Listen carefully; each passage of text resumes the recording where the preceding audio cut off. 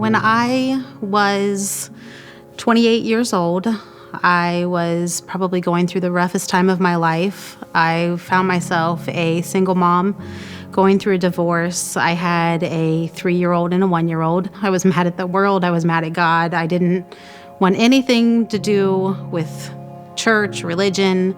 I attended church every Christmas and Easter. I was raised Protestant Methodist. I'd always wanted to get into church. I always wanted to read the Bible. There was always an excuse, especially for a long time because I was a bartender. So Sunday nights we were, leaving the bar at 5 a.m. I was going through a very mentally abusive marriage. I tried everything I could to make it last. She left the marriage, and I was left with, I didn't know what to do after 8 years. But I knew something was pulling at me. Growing up as a kid, I knew all about God. I knew all the stories in the Bible, but I never had a relationship with the one that I was learning about. And I tried to run a race on my own and understand that the value of doing life with others in small groups and just opening up those struggles. So growing up in the church, keeping all those feelings to myself, it was horrible because it led me to spiritual death. It led me to looking at the church as a place where I didn't belong, and in those points of self-doubt and in those points of anxiety, I fell into loneliness, which led to depression. So growing up, I didn't grow up in a religious home. We were believers, but not followers. Grew up, joined the military. Even my dog tag said no religious preference. It just wasn't a part of my life. Met a girl, fell in love. We got married. She grew up in a religious home. Fast forward to around 2016, I found myself in a dark spot. I was depressed, just wasn't me. It started to affect me personally, emotionally, physically. It affected my marriage. I was at the point where my wife and I were talking about divorce. We were looking at a place for me to live. We weren't in a healthy spot for the kids, and we both agreed on that. Me and my family, we have moved from Haiti from 8 months ago. When we came here in Ohio, it was a little bit difficult for us. It was not that easy. And my wife was pregnant at this time. The room that we were living, it was not in a good condition. It was in a bad condition. The carpet was terrible, smelly.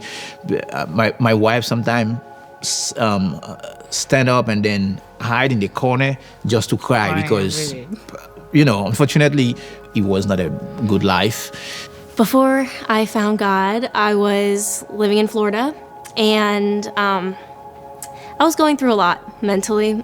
I was really depressed. I was really anxious, and I was really at the point where I felt alone, and I just almost didn't want to be alive anymore. And I can remember always having conversations with my mom and complaining, and every phone conversation ended the same with her saying, "Have you found a church?" And I'd always kind of cut her off and say, "No, I'm not looking for a church. That's not what I'm doing right now." So one day I finally got sick and tired of her asking me that. So I said, "Okay, tomorrow when you get off work, come over. We'll look at all the churches within a certain mile radius of my apartment." And the next day I got home from work waiting for her to get there, and I logged onto Facebook, just passing the time. And I had a message in my inbox from somebody from high school that I hadn't talked to for 10 years. All it was a link to Rock City. I looked up Rock City, and it was about less than 2 miles from my apartment. And so I called my mom and said, "Hey, when you get off work, you can still come, but we're going to dinner. We don't have to do any research. I'm going to Rock City."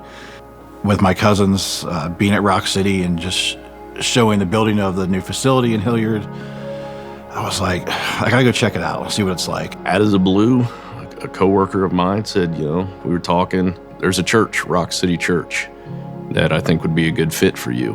So thought about it, and just something said I should go check it out. And went to a service at Upper Arlington High School by myself. Didn't tell my family what I was doing. Didn't talk to anybody, just kind of went in the back and just listened to the sermon. So I found Rock City in the summer of 2018 when I just randomly downloaded Facebook and I started scrolling through. And when I saw that the mission statement was making heaven full, I was intrigued because I've never heard of that before, nor did I understand the idea of it. I didn't understand what it meant by bringing more people to heaven or just being the hands and feet of Jesus. I first introduced to Rock City was in the laundromat, and I found a group of people with red shirt marking Rock City on it. Okay, when I get inside, there was a gentleman who approached me. He said, "How are you doing? My name is Eric. So we are here today to pay laundry for whoever will come there." The first thing I asked him, where is the church is located? Because I was looking for a church to go. So when I came up to visit my mom for summer break, she encouraged me to come to my first service at Rock City. And I got in the room, and the first song that we were singing for worship was Too Good to Not Believe. And just like that first chorus, like a wave of emotion just hit me. And I just started to cry because in that moment, I could just feel God trying to reach out in my life and that He really wanted me to be a part of His family. I remember walking in and sat down and cried through the entire service. I was fighting it so hard for so long that He was putting me on my knees right where I needed to be and showing me that He was the answer and that you're not at the bottom and you can come back from this. And that was a moment that everything changed. And at some point during the message, it's like everybody in the room disappeared and Pastor Chad was talking directly to me, and it was about issues going on in my life. And I went home and I talked to my wife and said, "Hey, I've been going to church." And she was kind of taken aback. She's like, "Wow, really?" I said, "Yeah, and I want you guys to go with me." My first couple times here, Pastor Gerald had told his story about forgiveness, and I just wasn't at the point in my life to start forgiving. And I think the next time he took the stage, he had made a comment that hate is the furthest thing you can be from God because our God is an all-loving God. And just something snapped, and it awoke me, and I just got more and more into it, fell more and more in love with Jesus, and it's just really changed my life on how I do things and how I look at the world now. Rock City has completely changed my perception and my perspective of church. I've learned that church is not just four walls. Church is people, a group of people that are similar in their brokenness and their struggles. And I love each value of just making heaven full and just affecting every life that comes in through our doors. We get inside. Once we get in the door, in the entrance, we ask for Brother Eric. Eric was really nice. He was happy to meet us. And then now we were about to leaving. So I'm going to call Leaf again. Eric said, let me lead you guys to your car. And then now he knows that. He realized that we didn't have a car. He said, "Oh, I'm sorry. You guys were supposed to tell me. I didn't know that." So, okay, no worries. I'm going to take you guys to your home. Every week, he come to my home and he took me to supermarket and fill my home with food. They keep doing things for me, unbelievable things they're doing for me.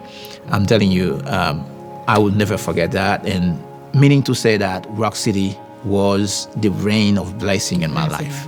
Comme Marie m'getan dit tout ça que moi ta capable supposé dit moi tiens à remercier team Rock City qui était capable qui était là pour être capable aider nous là nous étions dans situation difficile. I was living in Florida at the time and I was still watching online from home. So I decided in October to move up to Ohio, and I pretty much packed up all my belongings into 3 different boxes, mailed them to my mom's house, got on a plane and moved up here. I made a bunch of friends. I got to meet a lot of the small group girls from the youth, and that day we were doing the impromptu baptisms, and that was the day that I got baptized as well. My life did an entire 180. I started going to school more. My mental health has gotten so much better. Like My anxiety has reduced. I am no longer depressed, and I've worked so hard on my relationship with God. Probably a month into starting at Rock City Hilliard, I filled out a Connect card, said, yes, I want to volunteer. And about a week later, I got an email and said, hey, you're on the parking team. And I love it. It's a blast. Bad weather, good weather. During COVID, I decided to take my faith in another way and was able to get baptized. I had family there to see it. And I look at my old life and want no part of it.